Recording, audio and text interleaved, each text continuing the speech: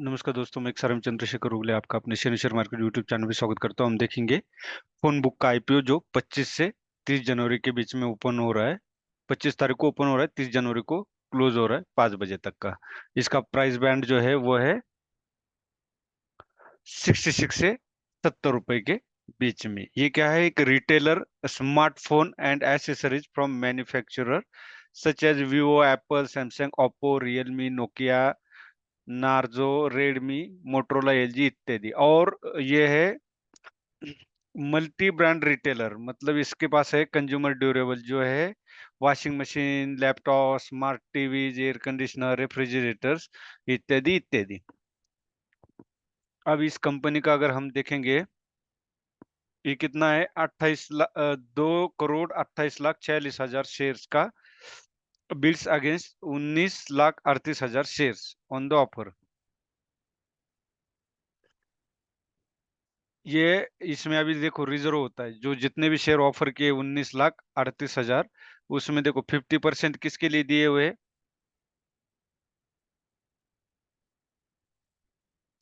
QIB के लिए।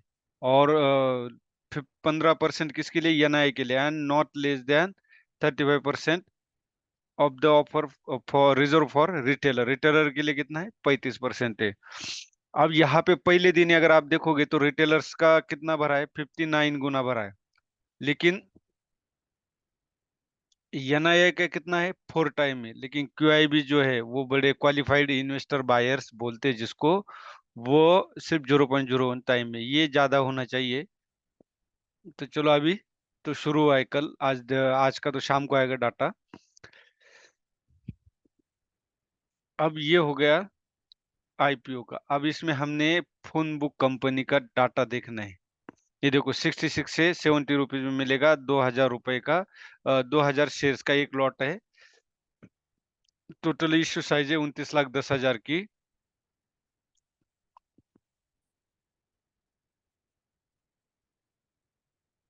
अब इसमें हमने क्या देखना है? बाकी डाटा से हमें कोई मतलब नहीं। रिटेलर के लिए एक ही लॉट है मिनिमम, और मैक्सिमम भी एक ही लॉट है। और ये चेन्नई के लिए, चेन्नई में कौन हो? एनआई और QIB आते हैं, उनके लिए दो लॉट है उनलिए। और 14 हजार का 1 लाख 40 हजार अमाउंट लगानी इसमें। अब इसमें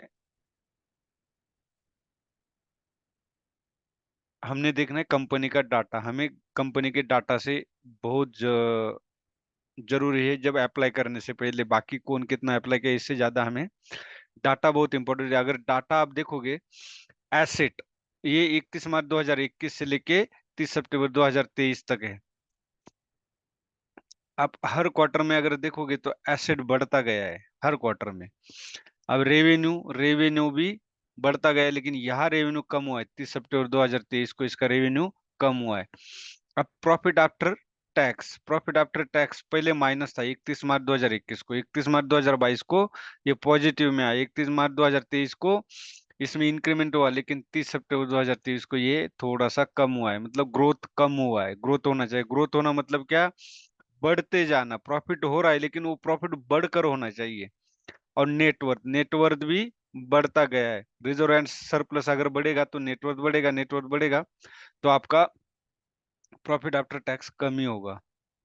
अब टोटल बोरोइंग कितना है इनके पास? 506 करोड़, जो ज्यादा था। पहले देखो 584 था न, बाद में 105। अब उसके बाद भी ये कम हुआ है। अब इसका रिटर्न ऑन इक्विटी 118.20% है। रिटर्न ऑन इक्विटी हमारे लिए इंपॉर्टेंट है और ये अच्छा है। ROC ये होता है कंपनी के जितने एग्जीक्यूटिव, डायरेक्टर, प्रमोटर होते हैं उनके लिए। रिटर्न ऑन कैपिटल एम्प्लॉयड ये भी अच्छा है। लेकिन डेट टू इक्विटी रेशियो ये पॉइंट निगेटिव है मेरे लिए। ये पॉइंट निगेटिव है। प्राइस टू बुक रेशियो 1.66, मतलब हम 66 गुना इसका अमाउंट पे कर रहे हैं। 1.66 गुना मतलब होनी चाहिए 100 रुपए की, तो हम 160 रुपए इसमें पे कर रहे हैं। ये हो गया। अब डेट टू इक्विटी रेशियो 1 से कम होना चाहिए, लेकिन वो 5.03 है। तो अब आप इसको बाय करना है नहीं करना है आप खुद तय कीजिए। मेरा मानना ये है कि अगर आप बाय भी करते हो तो आपको 10-20% प्रॉफिट मिलने की प्रोबेबिलिटी है, क्योंकि मार्केट निगेटिव होने की वजह से। ये मेरा मानना है।